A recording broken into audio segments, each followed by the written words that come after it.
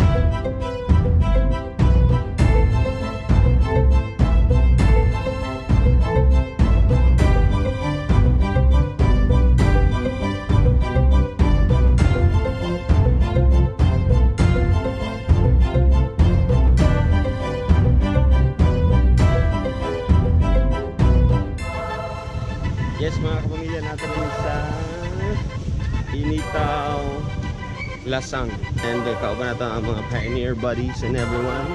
Salamat ta ni Ma'am Lorraine sa iyang services. Ma'am